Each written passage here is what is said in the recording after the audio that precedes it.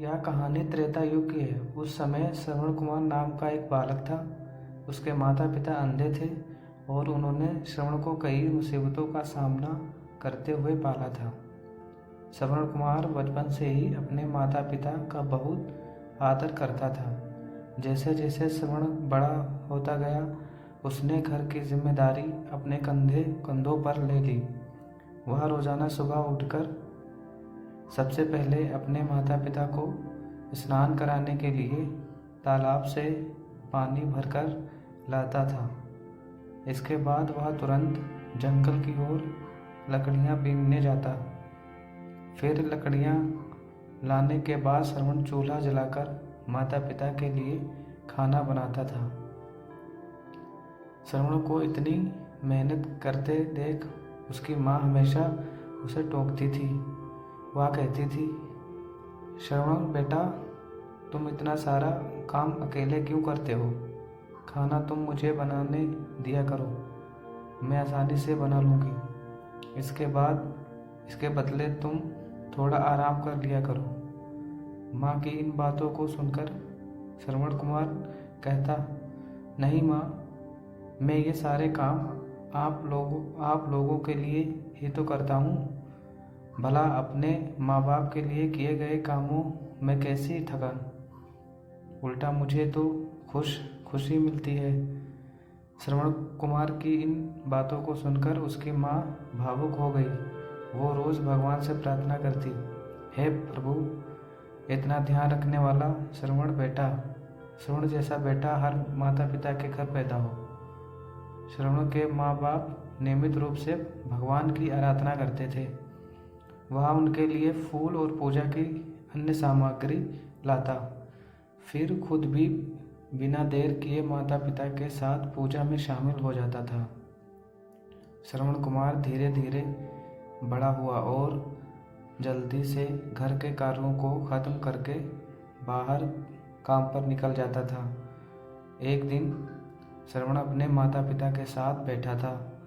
तभी उन्होंने श्रवण से कहा, बेटा, तुमने हमारी हर ख्वाहिश पूरी की है।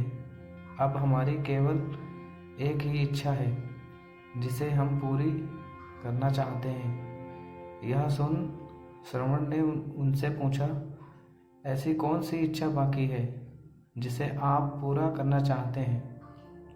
आप केवल आदेश दें, मैं आपकी हर ख्वाहिश को पूरा करूँगा। इस पर श्रवण के पिता ने कहा, बेटा, अब हम बूढ़े हो चुके हैं और हम चाहते हैं कि मरने से पहले तीर्थ यात्रा के लिए जाएं। भगवान के शरण में जाकर हमें सुकून की प्राप्ति होगी। अपने माँ बाप की बात सुनकर श्रवण कुमार सोचने लग गया कि वह उनकी इस इच्छा को कैसे पूरा करेगा। उस समय बस और ट्रेन की सुविधा नहीं थी, साथ ही उसके माता पिता देख भी नहीं सकते थे। ऐसे में उन्हें तीर्थ यात्रा कराना भला कैसे संभव हो पाता।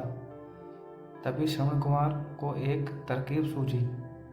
वह तुरंत बाहर गया और वहां से 2 बड़ी टोकरी लेकर आया। उसने उन दोनों टोकरियों को एक मजबूत डंडे में मोटी रस्सी के सहारे लटकाकर एक बड़ा सा तराजू बना लिया। फिर श्रवण कुमार ने उस तराजू में अपने माँ बाप को बारी बारी से गोद में उठाकर बैठा दिया। उसके बाद तराजू को अपने कंधों पर लेकर उन्हें तीर्थ यात्रा पर लेकर निकल पड़ा। वह लगातार कुछ दिनों तक अपने माता पिता को एक के बाद एक सभी पवित्र स्थलों पर घुमाने लगा। इस दौरान श्रवण कुमार ने अपने माता पिता को प्रयाग से लेकर काशी तक के दर्शन कराए। माता पिता को घुमाते समय श्रवण कुमार उन्हें उन जगहों के बारे में भी बताते चलता था, क्योंकि वह आंखों से उस दृश्य को नहीं देख सकते थे। अपनी बेटे की मेहनत को देख उसके माता पिता बहुत खुश थे। उन्होंने एक दिन श्रवण से कहा, बेटा, हम देख नहीं सकते, लेकिन कभी भी हमें इस बात का दुख नहीं हुआ।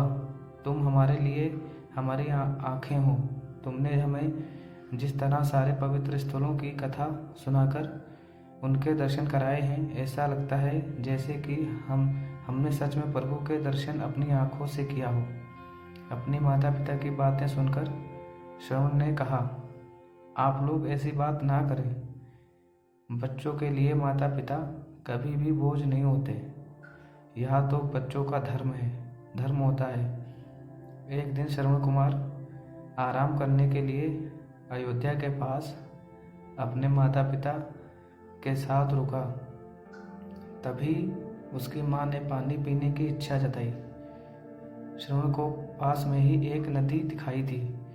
उसने अपने माता पिता से कहा, आप दोनों यहाँ आराम करें, मैं आप लोगों के लिए अभी पानी लेकर आता हूँ। नदी के पास पहुंचकर श्रवण कुमार कमंडल में पानी भरने लगा।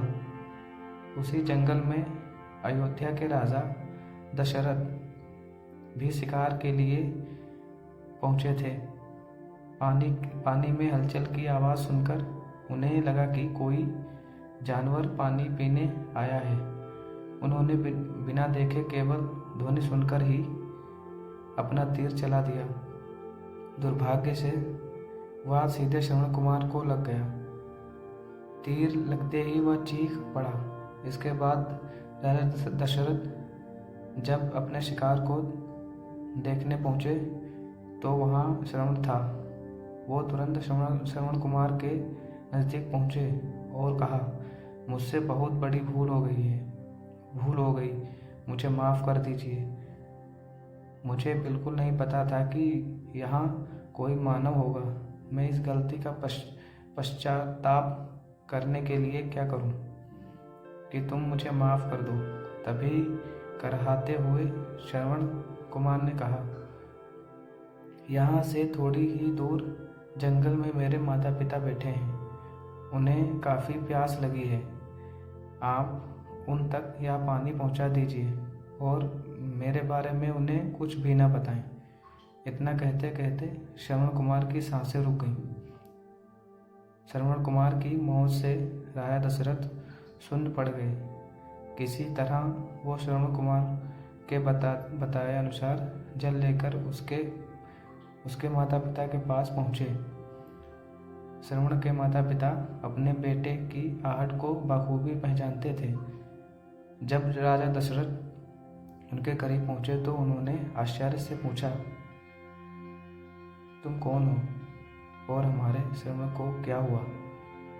वह क्यों नहीं आया? राजा दशरथ उनके सवालों का जवाब नहीं दे पाए। उन्होंने चुपचाप पानी उनकी तरफ बढ़ा दिया। तभी श्रवण की माँ ने चिंतित स्वर में जोर से कहा, तुम कौन हो और मेरा बेटा कहाँ है? ये बताते क्यों नहीं हो? श्रवण की माँ की चिंता देखकर राजा दशरथ ने कहा, माँ, मुझे माफ़ कर दीजिए। शिकार करने के लिए मैंने जो तीर चलाया था वो सीधे आपके बेटे श्रवण को जा लगा। उसने मुझे आप लोगों के बारे में बताया, इसलिए मैं यहाँ पानी लेकर चला आया। इतना कहकर राजा दशरथ चुप हो गए। राजा दशरथ की बात सुनकर श्रवण की माँ जोर जोर से रोने लगी। उन दोनों ने अपने बेटे की मौत के गम में राजा दशरथ के लिए लाए हुए पानी को हाथ तक नहीं लगाया।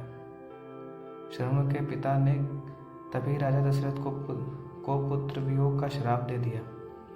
कुछ ही देर बाद श्रवण के माता पिता ने अपने प्राण त्याग दिए। बताया जाता है कि श्रवण कुमार के पिता के श्राप के फलस्वरूप ही राजा दशरथ को अपने पुत्र राम से दूर रहना पड़ा था। राजा दशरथ के इस श्राप को पूरा करने के लिए ही भगवान राम को 14 वर्षों का वनवास हुआ।